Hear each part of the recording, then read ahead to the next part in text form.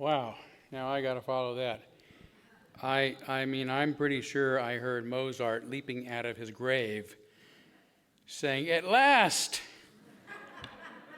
somebody played that sonnet the way it's supposed to be played.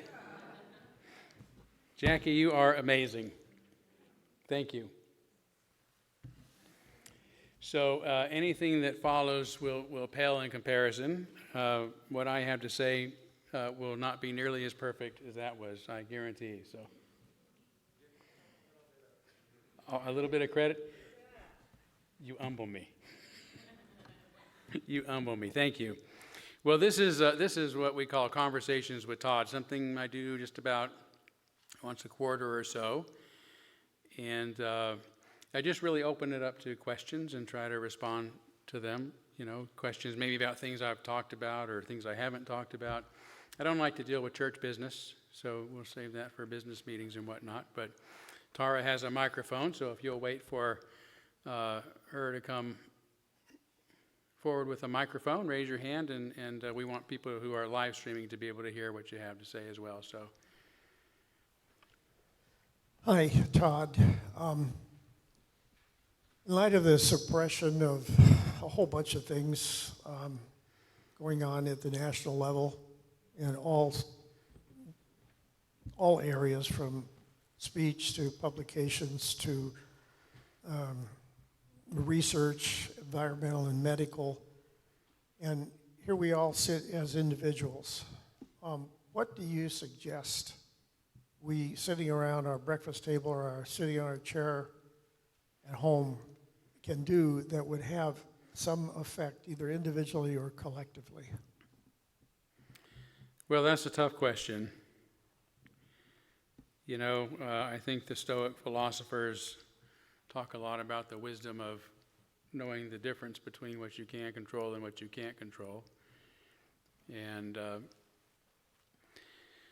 we get those things confused a lot, and we tend to obsess about the things that we can't control rather than focusing on the things that we can control. We had our Ethiopian fundraiser here just Friday, and I mentioned that. You know, I said, we feel out of control on a lot of things right now, but here's something we can do to make a real difference in real people's lives. Small thing compared to the issues that our country is facing.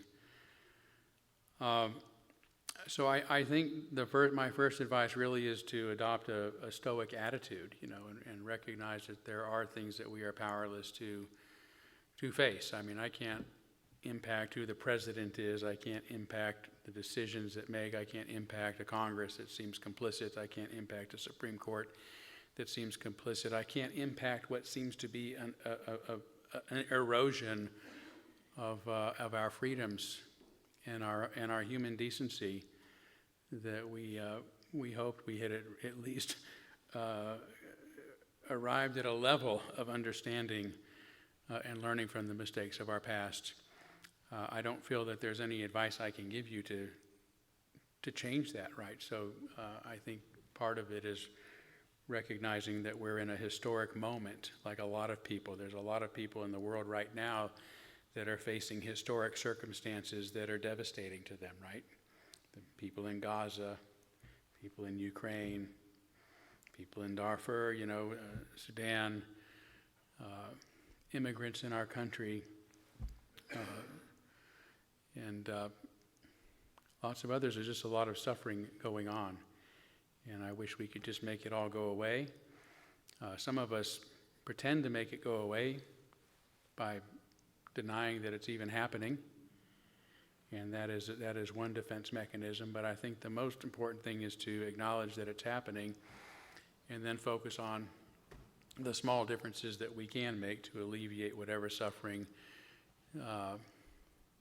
in the lives of those around us that we can impact.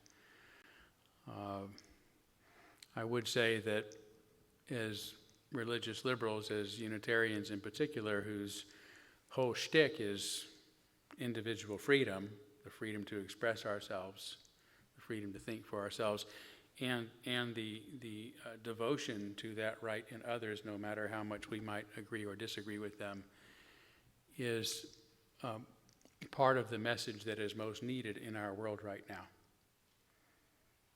Right? We've turned into a country where all that gets attention is the extremes. From what I understand, statistically, most people are not on the extremes. But the extremes are the ones the algorithms like. And the extremes are the ones that the algorithms play for us in so much of the various mediums out there where we get information. So we start to think that's what the world is like, that's what people want. Most of us don't. But to continue to be brave, to say what needs to be said, and to be caring, to care for those that we can, I think is the best advice that I can give. Thank you for that.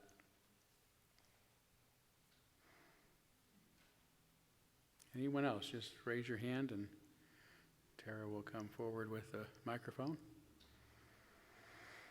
Or if you're done. Oh, there's one up here. And by the way, if you're just visiting or new to the congregation, feel free to ask any questions as well.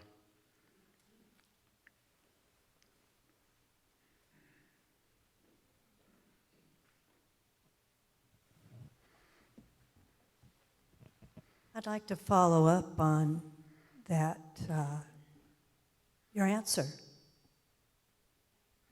How do you feel or think about, I'm speaking for myself, I have to do something, and I'm certainly not the most active person here. There are many people that are out politically, voicing, acting. What do you think of that, Todd, and of our church being involved in standing on overpasses, writing postcards, whatever it might be?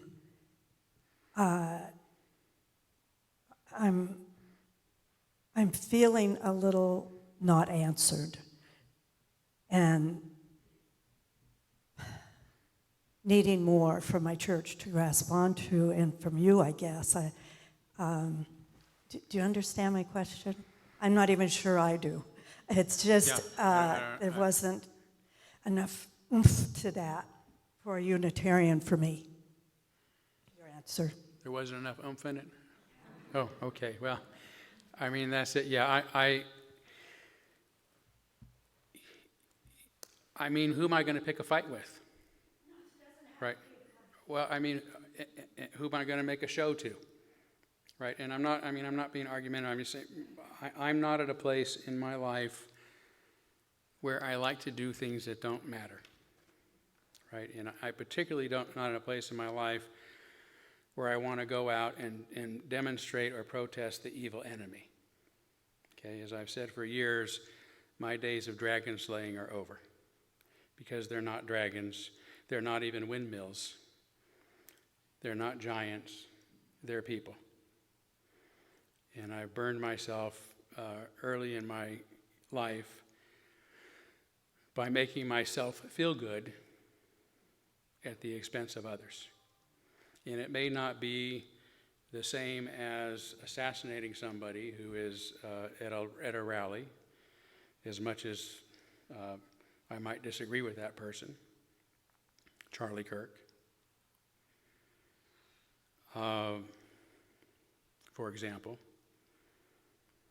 But to go after, the humanity, to deny the humanity of people who I disagree with by demonizing them, and those tend to be the opportunities that are out there, right? Let's go out and demonstrate, let's go protest, let's go march and we feel good about like we've done something. I don't know what we've done except make ourselves feel good about a situation, but not really making a difference to impact that. Now, there are some demonstrations that do. The one that we had a few months ago where there were 5 million people around the country demonstrating, that got a lot of attention. Right, that stirred up sentiments. And I think those, for me, my activism has always been what I call prophetic drama, where you do something to get attention, because it's not enough for me just to go out and make myself feel good by doing something. I have to do something that presumably will get attention. If I want to get a message out, how am I going to do that? How am I going to do that? And how am I going to make it happen? So, for example, several years ago, I started saving my garbage from Earth Day to Earth Day. And on Earth Day, I sent press releases out, and so the media could come and see what it looks like for one family to save all their trash for a year. How much trash do we produce, right? And then I produced that into a 360 video, so now you can put on a headset and go and look and see what a year's worth of trash looks like for one couple anyway. That kind of stuff grabs attention, right? Not always, but there's a better chance of it.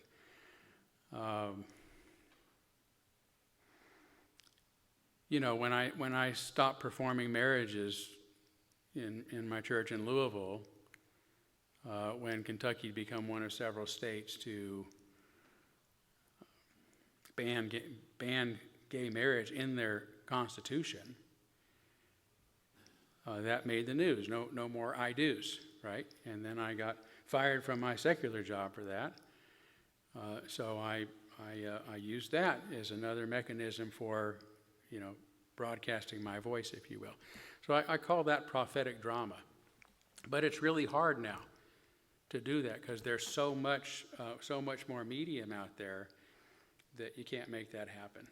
So, I don't know. I don't have an answer, but I'm not somebody who is going to just get in the pulpit or get in, create busy work for myself for things that don't add up to a practical difference. And I don't want to make myself feel good like I've done something when I haven't done anything. For one thing, it's terrible what's going on. It feels terrible. It should feel terrible. It should feel terrible. It's scary. It should feel scary. It's scary because we're not sure if we're going to come through it. Those are realities we have to face. Right? So I have a very different philosophy than I did when I was a younger, more radical minister. I mean, I'm still a very radical minister, writing a book of dissenting opinions against my own religion and handing it out. That had the impact I wanted it to, and some impacts I didn't want it to. Right? But those are the kind of things I do, and I don't have any magic bullet to say here's what that looks like for you. I've tried to demonstrate how I do it, and also say what I'm not willing to do. So, just a little deeper clarity. Thank you. You're very welcome. Yep. Thanks for asking the question. Yes. Hi, Dan. You reference a time of life, and that struck a chord with me. I,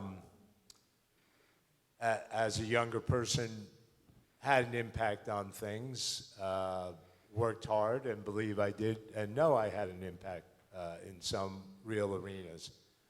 But I find now, as I go on, that I'm retreating to contemplation and working on what I may call hypothetical eternal verities, or just somehow more abstract and hopefully perhaps deeper, but very personal issues. And as we've been speaking of this entire conversation, that is disappointing to me, and I wonder if that's enough. But, as you say, don't want empty performative gestures, and it's, I'm shocked at, aside from my doom scrolling, which I seem unable to escape, that I have retreated up here in the woods. And it's a problem, and I wonder if you comment further on that. Thank you. You know, there's lots of healthy and unhealthy ways to cope with difficulties. Sometimes retreating is a healthy way, and sometimes it's an unhealthy way. I can't actually tell you the difference, but it goes back to that question of, you know, what I can control and what I can't control. And you know, there are things within our power to change. There are things that are not in our power to change. And there are things within our power to potentially change, but maybe not. And those are the questions before us whenever we decide, are we going to act or are we going to retreat? If we can't make a difference, then one thing we need to do is self-care. And if that means I need to withdraw to protect myself and take care of myself and make sure that the anxieties and the fears and the frustrations don't get the best of me, do that. And sometimes we need to do that even if we are the most active person in the world. That's why almost all religions have some form of a sabbat, right? A Sabbath, a break where you take a break from your busyness, your activity, just to sit back and look at the world and see the good in it, right? It is good. It is good. The problem, again, is that we tend to get them confused. We fight and struggle against the things that we can't change, and we don't concentrate on the things that we can change. So we do end up wasting a lot of energy and not making much of an impact. So take a Sabbath of the soul, a winter of the soul when you need to, and do what you can to make things different. Yes, so we've got 3 in a row here. So Tara, I'll let you decide, and then we'll who there.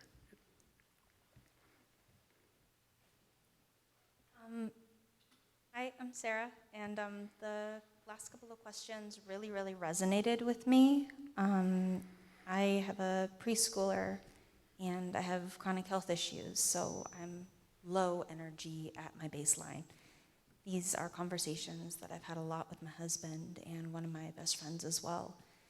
And I just wanted to mention that there was a book that my friend recommended to me that really helped me feel better about a lot of that, trying to figure out where is it worth putting time? How do you find ways to positively impact things in like a tangible way, not just a performative way, if that makes sense. And I just wanted to say the book was Microactivism by Kari Williams. Yeah, Microactivism by Kari Williams. If you just type Microactivism book, it'll come up. It's what I was fussing with on my phone. Yeah, I didn't really have a question so much as recognizing that was true for other people too. Thank you for the book. Microactivism sounds a lot better to me than microaggression. Hey, McDonald, I have 2 women friends whose intellect I respect, and I've tried to talk and get opinions and understand their point of view, and they just want to shut me down. And I'm asking if you have any techniques for getting people to feel safe and engage in conversation. My relationships with these women go back 50 years. Well, what I would advise you to do is write a book about all the reasons you're concerned about them and then give it out to them.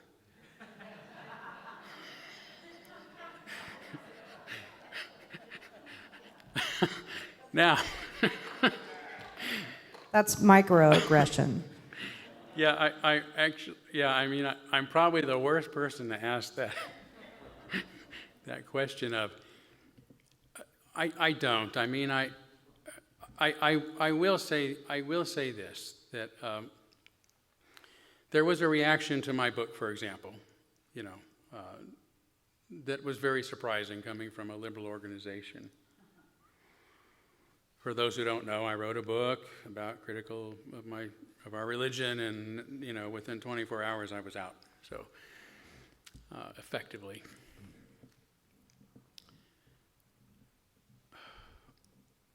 So I'll tell you a story. I'll tell you a story, an anecdote. There were people in our own congregation who were very upset with me, who are no longer with us. I mean, I didn't kill them. They left. Right? They wanted to kill me. One of them, I won't give their name or much about them, okay, but it was a person that I felt pretty close to at the church here, who went online, was just like a maniac online. I mean, just social media became my worst critic, dehumanized me. I mean, just like an attack dog. It was absolutely horrible. And I was really surprised, you know, that this person in particular was one of the, there were a lot of people that surprised me, but this person in particular really surprised me, especially given conversations we've had and the values we shared, the concerns we shared. It was really, really kind of a surprise and disappointing. And now this person had some health issues and wasn't able to come to church for a long time, so I hadn't seen them. You know, during all this period. And at some point, we were going to, you know, when those folks were still here and we were going to have one of these BS meetings to try to resolve things or whatever it was they were trying to do, I can't remember, this person was going to help with the technology remotely. And we had to have a pre-meeting to discuss that. And that person was as kind to me and as humane to me as they had ever been. Now, what was the difference? We could see each other. We could see the humanity in each other. Right? So that, you will find that most often that makes a difference. When the people that like to go online and do these flaming emails and these posts on Facebook and all of these things that you know, are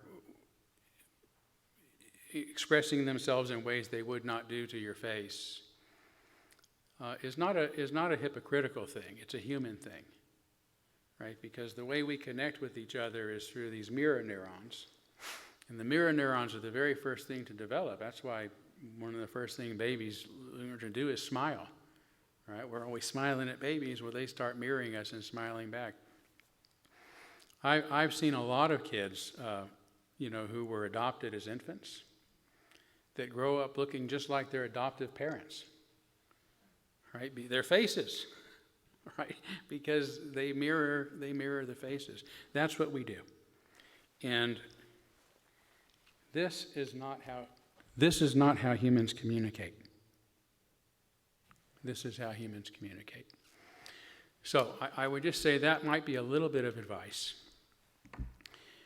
to, you know, try to stay in contact with them in a way that it's physical and less threatening to them, or at least where you're more human to them than you might seem if you're not in their presence. And that's probably good advice for all of us, to remember to engage the mirror neurons. It's something that a lot of young people don't do as well as older folks because of the technology they're growing up around. So I think we have one more up here. Yep. So, thank you.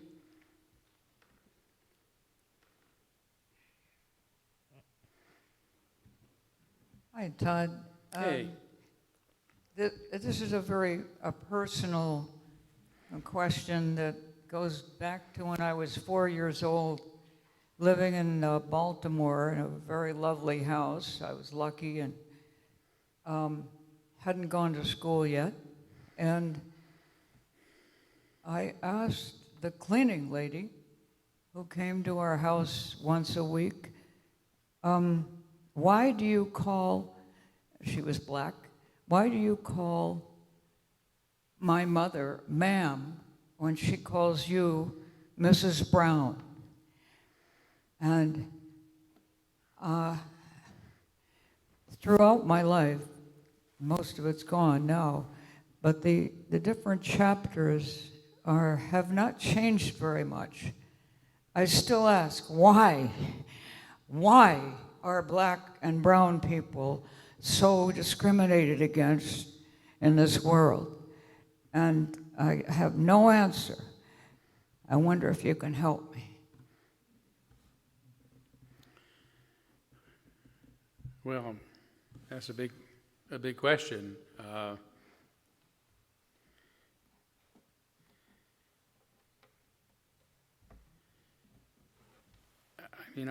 guess I grew up in a very different situation. I mean, I've lived in the South most of my adult life, so I was surprised when I left California at the segregation that I saw in our society, right? Informal, but, from old redlining laws like we still have on the books here in Spokane, to just, black neighborhoods, black communities. I mean, I remember when Hillary Clinton was running and she referred to something for our black communities, and I just thought, why do we have black communities? Why can't we just have communities? When are we going to get to that point? Because those are the communities I grew up in. Now, it was tough. I mean, I and moved into my neighborhood that I lived the rest of my life in when I was 4 years old, right, in 1969. So and it was a very, very diverse community. It was poor, That's why it was diverse, right? And there was a lot of racism there. Everybody was racist. Because that's what we were taught. We were taught it from our parents. I remember when we moved in, I was 5 years old. And I moved into this house with my brother and sister, and these kids across the street were the exact same age as us and same genders and everything. And we played the whole day. My parents were moving in this little, 1,250 square foot house I would grow up in. And I just thought it was great. We moved in what a place. I've got instant friends. And the next morning, I was out in the yard, and they came out, and I said hi. Now these were black kids, Jan and Tony and Jerome, and I said, "Hey, hi guys!" I was so eager to see them, and they said, "Don't talk to us, you little bald ass white eagle," Yeah, I know. And I was shocked. I didn't know. My parents weren't great people, but they didn't talk to us about. So I didn't know what was going on in the world. I was, I just turned 5 years old, right? So I didn't know about racism. I didn't know about slavery. I didn't know about civil rights. None of that. I was just a kid who got dropped out of the sky into that spot, right? And that's where I was going to grow up. And I know what happened, of course. They went home, and their parents said, for understandable reasons, because they knew about the things I didn't know about in 1969.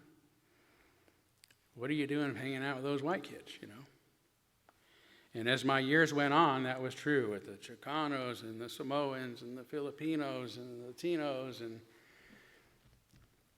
and it was really weird because we lived in the same neighborhood, all of us. Well, we weren't supposed to like each other.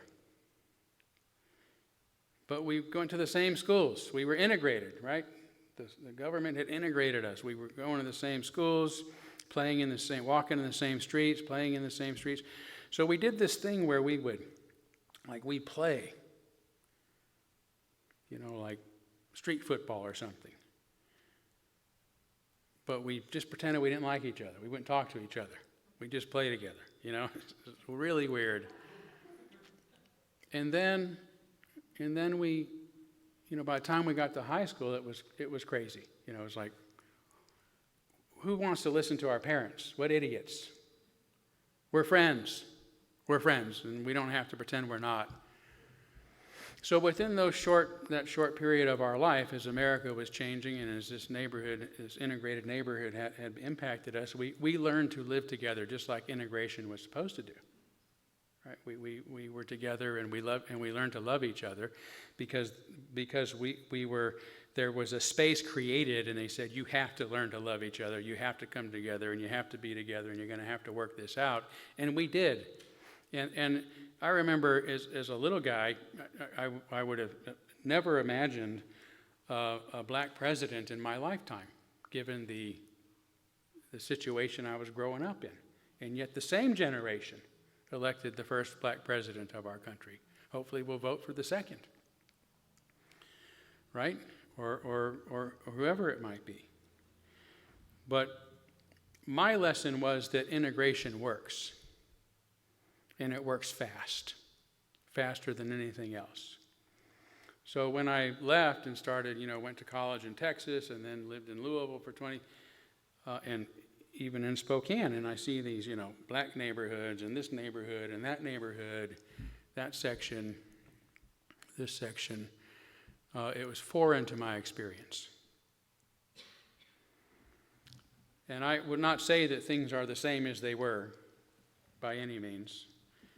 I'm particularly concerned these days about people of Hispanic or Latino descent who have the appearance of potentially being an immigrant, even that are being discriminated against in ways that harken back to the pre-civil rights era. That's really disturbing to me. But certainly there's a long way to go in that area. And I think that the solution is the solution that I experienced, that I was fortunate enough to experience as a poor kid in a bad neighborhood. And that was that we could learn to love each other in a very short time and realize that those differences don't make that much difference. And, to this day, the people of my childhood who I love, my best friends, Tony, he died at 40 of a drug overdose.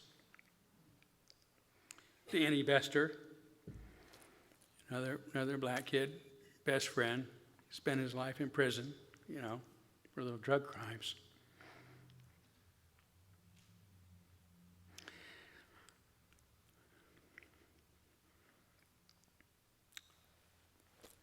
Anyway,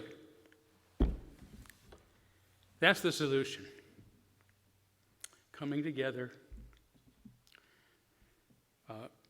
not demonizing each other, seeing the humanity in one another, and when we don't love each other, well, I'll back up. Say, we have to love each other. We don't have to like each other. Okay, that's a huge distinction, because I might meet somebody I'm not like, and I'm not like to the point where I don't like them, I dislike them.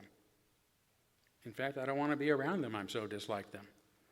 But I have to love them. Now that doesn't mean I have an emotional sentiment for them.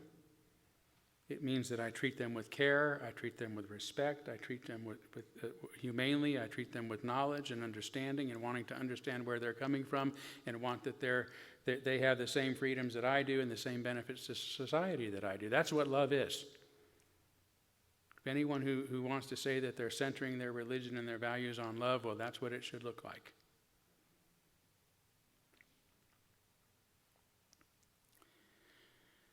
I don't know how to make that happen. That goes back to the Stoicism. I wish I did. But we've got to see the humanity in others. And we can't do that unless we're with them.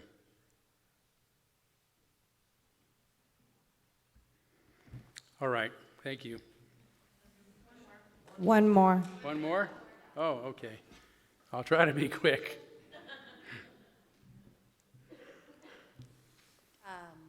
What are some of your tools to keep you away from being performative? Tools to keep me from being, Keep you away from being performative. all right, I'm going to use this word. Sorry, folks. Just don't give a shit. That's the best one. Authenticity? Authenticity. All right. Just be yourself. Yes. Yeah. That's really the key. I don't have to say more, right? It's okay? All right. Thank you.